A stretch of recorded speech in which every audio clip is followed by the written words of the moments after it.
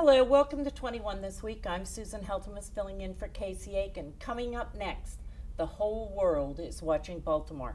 Our panel will attempt to cut through the rhetoric and examine the events in Baltimore. Today we are joined by civil rights activist Vernon Ricks, Mark Uncapher, former chair of the Montgomery County Republican Party, Republican attorney and former county executive candidate Jim Shalleck, and Terry Lierman, human rights activist, former chair of the Maryland Democratic Party, and most important, father of Delegate Brooke Lierman of the 46th District right in Baltimore. We'll be right back.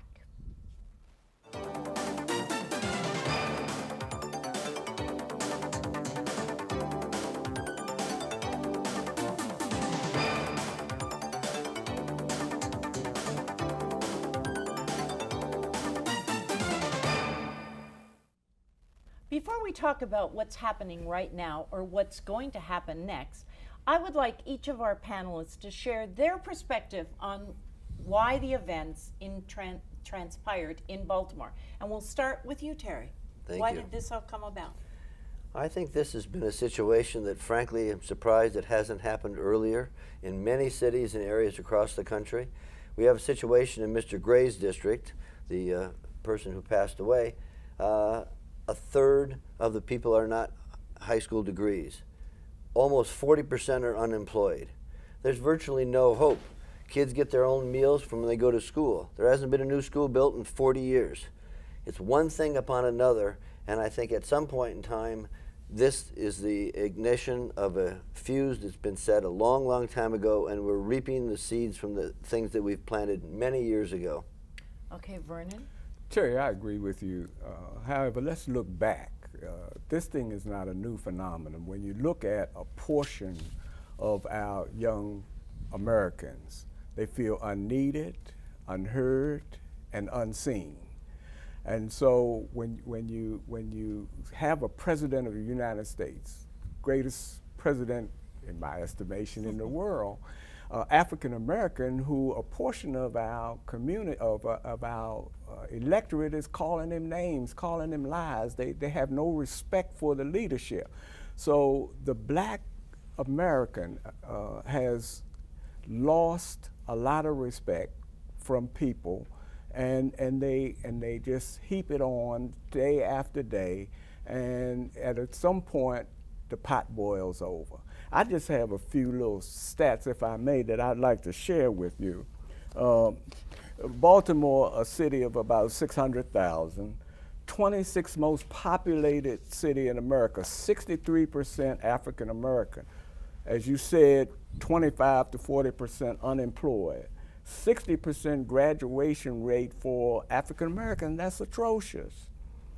95% black population in the effective area. When you crowd people together, you're going to have that kind of exposure.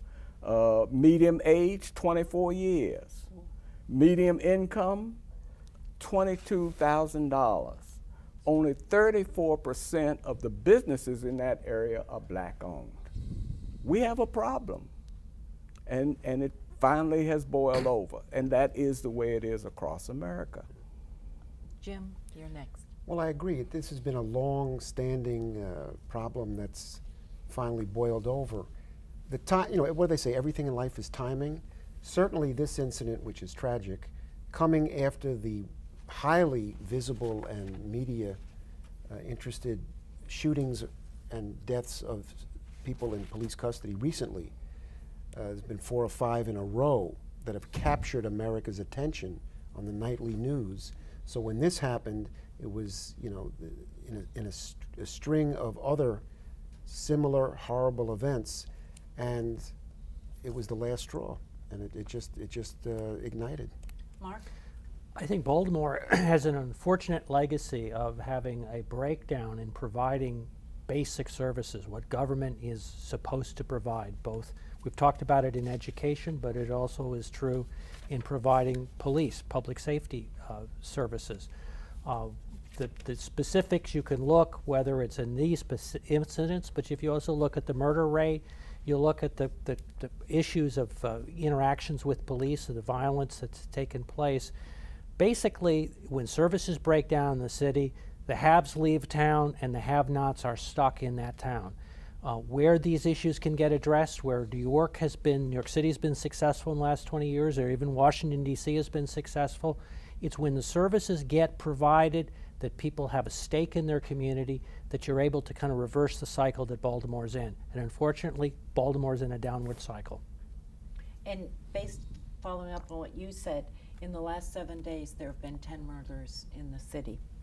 But Martin Luther King said once that a riot is the language of the unheard. First, we should look into the life of Freddie Gray. He's the 25-year-old man at the heart of the unrest. He was the son of a heroin addict who grew up in a home infested with lead-based paint that led to brain damage. He grew up in Sandtown, also the home of Billie Holiday. Remember the lady who sang the blues? He died of injuries sustained while in police custody. It was after his funeral that riots, arson, looting, and violence took place.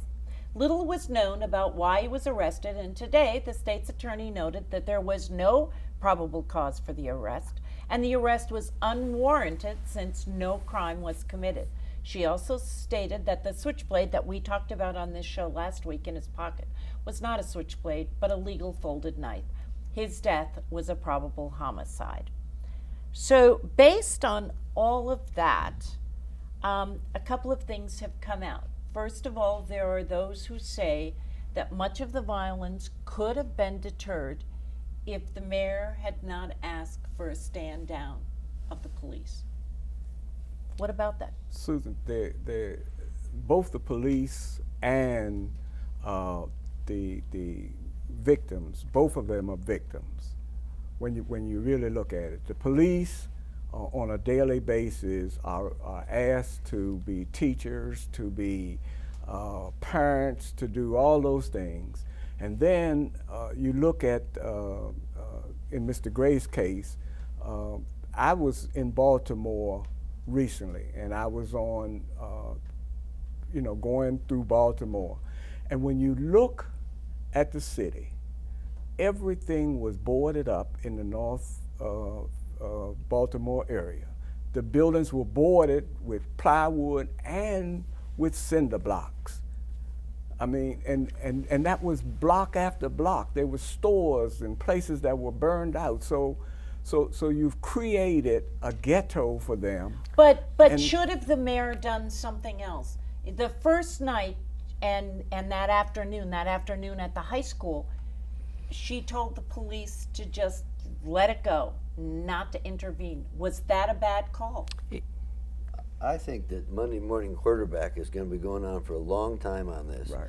She made the decision that she didn't want to incite the situation and was hopeful, I'm sure, had no idea what was going to happen after the stand down was called, and the unrest and the way that it just grew and grew and grew.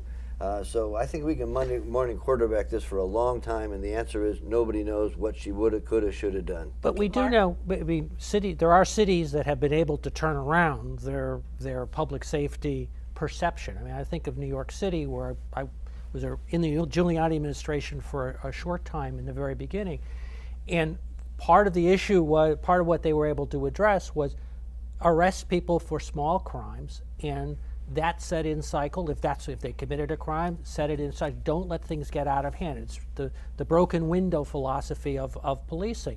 And the murder rate in New York is now, about 1/10 by population what it is in Baltimore. The murder rate in Baltimore by population is twice what it is in Washington. You have a breakdown in basic services what people have a right to expect. Now, I think the mayor's action, that's not the whole thing, but it may be symptomatic of a breakdown in management.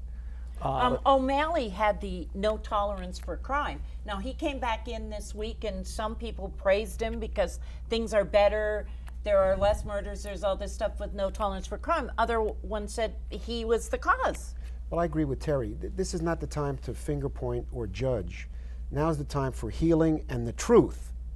Now that these 6 officers have been charged, the key that we all need now is the truth, which is a fair trial. But what's important is that the mayor and the governor are both using their resources to help. Now's not the time to argue what should have been done or not. Well, that's in the future, but And right now. I think it's good from my perspective that President Obama said they committed crimes. You know, arson is not going to be tolerated. Correct. This isn't going to be tolerated.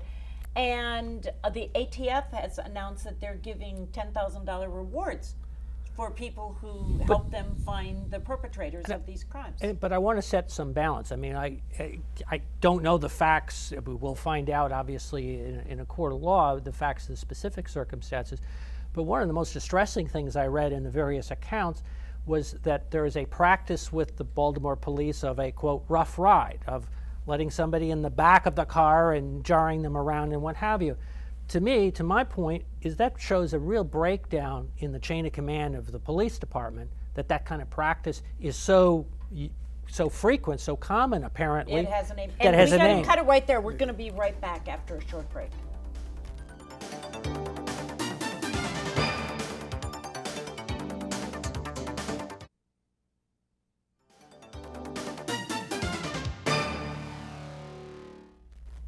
There were a couple of things that came out of this whole thing that I found interesting. A hip hop star from New York was on TV stating that there are no role models in Baltimore, so he and some other hip hop stars were going down to help.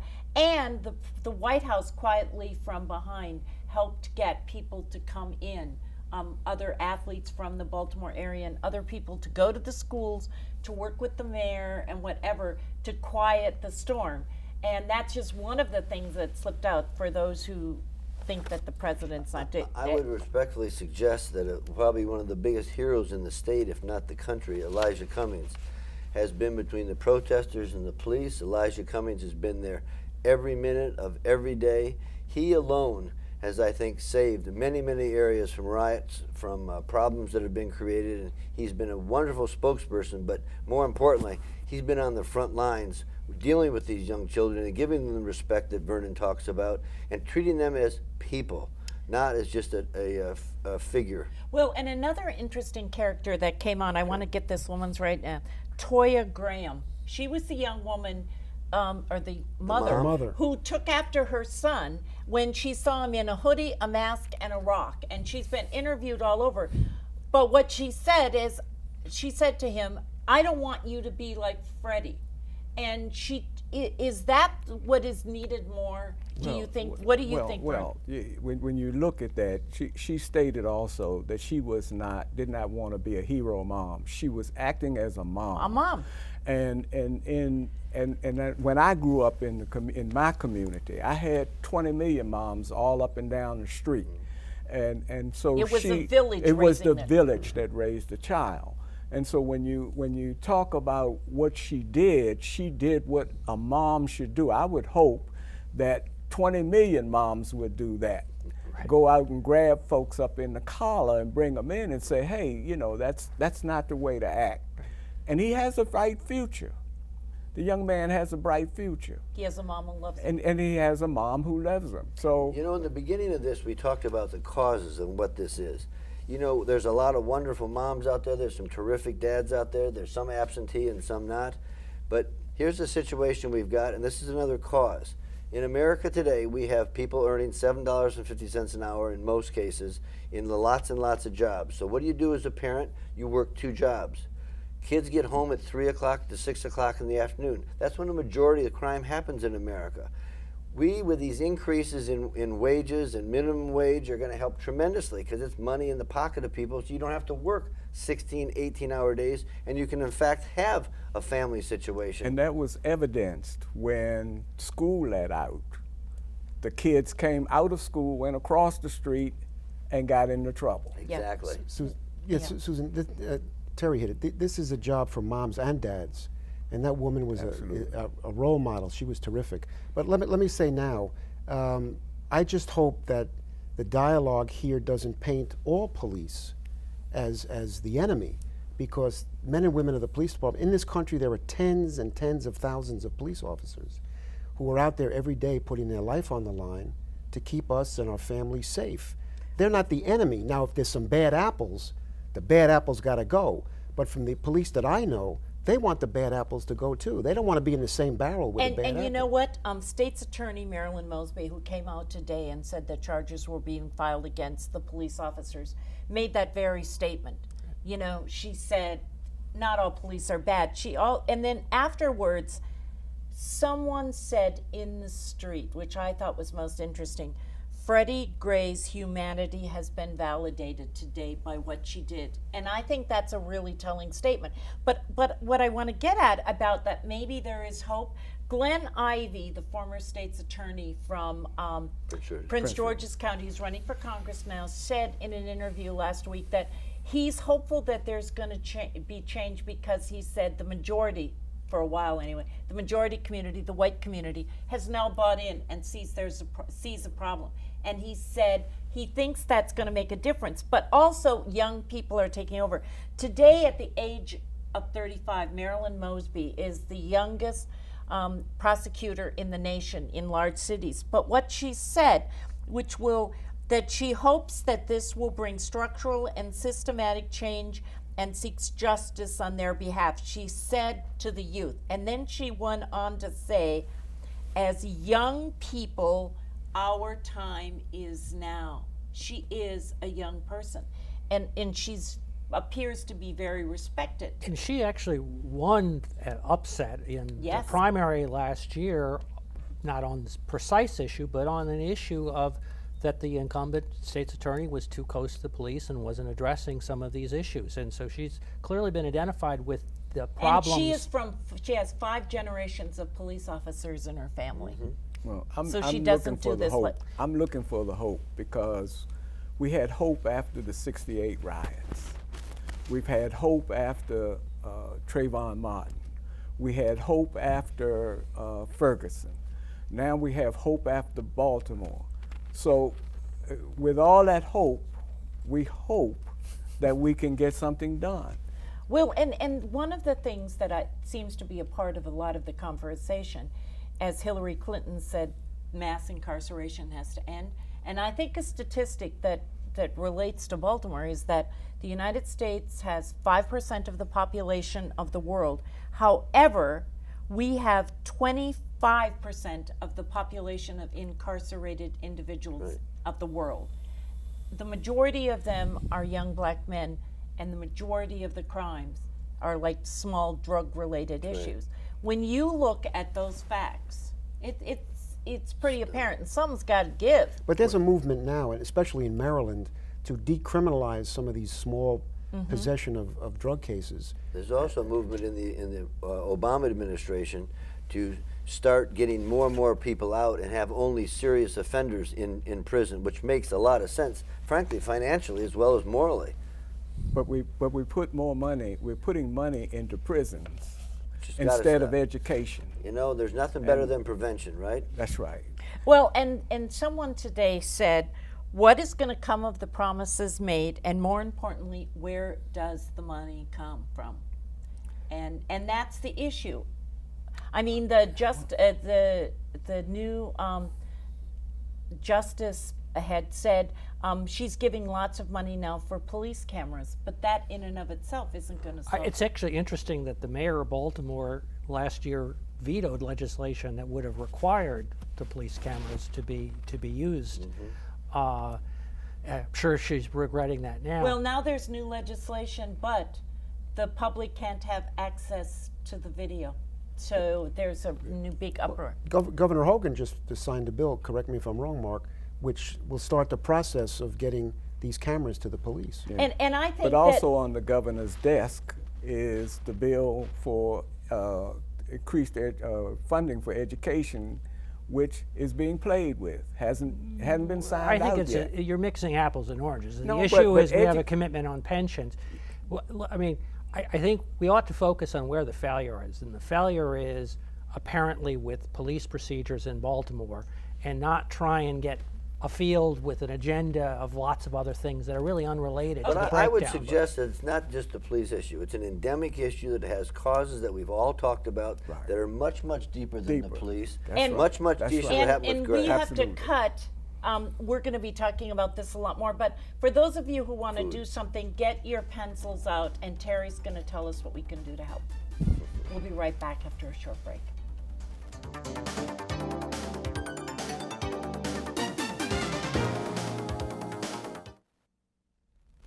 In closing, I'd like each of you to tell me what you hope will come out of the events in Baltimore this week and beyond. Vernon.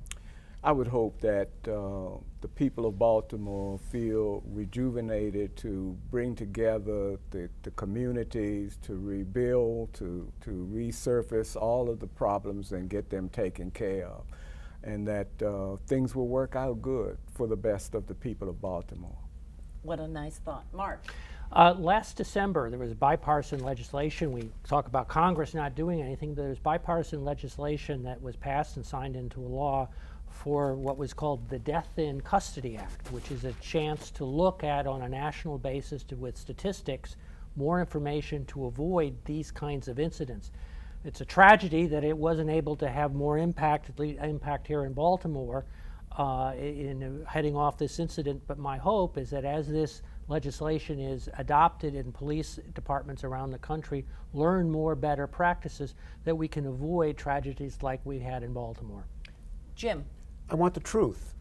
I want a full airing of what these officers did, a fair trial. I want the evidence presented to a jury, and a jury to render a verdict based on the evidence so we know what happened. And Terry, you're last. And Terry and Vernon, both of you, thank you. You've not been on before. Thank you for appreciate having you, and I hope you're going to come back. And Terry, your parting shot. Thank you. Very short term. This weekend, the Montgomery County Muslim Foundation, on behalf of all of us and all religions, is accepting food donations that we can provide to the people in Baltimore that have lost their jobs, that are having difficulties. And we urge you to look at what's on the screen at some point and write down a name, the closest place, the address. Get your food and children's materials to them as soon as possible. I'd like to close by saying that as Vernon so correctly said, there's always hope, but we've got to do something this time. I think we as a nation have got to look deep and understand why this has happened and really look into some innovative programs. Maybe there's a CCC program that we can use to create jobs. Biden goes around saying there's 500,000 jobs available for people in IT. Why can't we start a crash program of education? Rebuilding the schools. School hasn't been touched in this district in almost 40 years. You can imagine what they look like. So I think there's some very medium-term things we can do that we have to do. Otherwise, the candle, the match on the bomb is going to continue to be lit, and this is enough. It's time to really view in our hearts where we as a nation want to take us in terms of equality and fairness for all of our citizens. I want to thank this bipartisan panel tonight because I think we all agree on a whole lot more than we disagree, and I think it was refreshing and reassuring to me to see our governor and the mayor of Baltimore standing side by side and working together. And I hope that bipartisan spirit goes to Annapolis in the next session and where we can start working on those issues. So until next time, please keep Baltimoreans in your hearts. They need the love of everyone. And see you next time for Montgomery County's hardest hitting political talk show. For 21 This Week, I'm Susan Heltemes, and bye for now.